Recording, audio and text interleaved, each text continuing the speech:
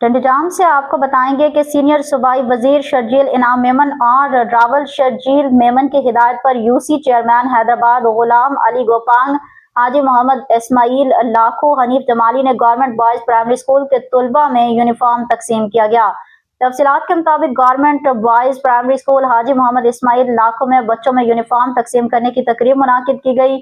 Yossi 58 کے chairman حاجی غلام علی گوپانگ، علاقے کے معزز شخصیت حاجی محمد اسماعیل لاکھو، محمد حنیف جمالی نے اسکول کے طلباء میں یونیفارم تقسیم کیے۔ اس موقع پر یوسی 58 کے چیئرمین حاجی غلام علی گوپانگ نے طلباء سے خطاب کرتے ہوئے کہا کہ سینئر صوبائی وزیر شرجیل انعام میمن اور راول شرجیل میمن کی ہدایت پر اسکول کے 120 سے زائد طلباء میں یونیفارم تقسیم کیا گیا ہے۔ انہوں نے کہا کہ جلد یوسی کے دیگر اسکولوں میں بھی طلباء و طالبات میں یونیفارم تقسیم کیے جائیں گے۔ گاؤں حیدر شاہ بڑی کے مختلف گلیوں میں پیور بلاک لگایا گیا ہے، جبکہ دیگر جلد ترقیاتی کام شروع کیے جائیں گے۔ اس موقع پر محمد موسیٰ لاکھو، شیر محمد لاکھو، محمد مرید لاکھو، ہیڈ ماسٹر محمد اختر ارائیں، اساتذہ جان محمد لاکھو سمیت دیگر موجود تھے۔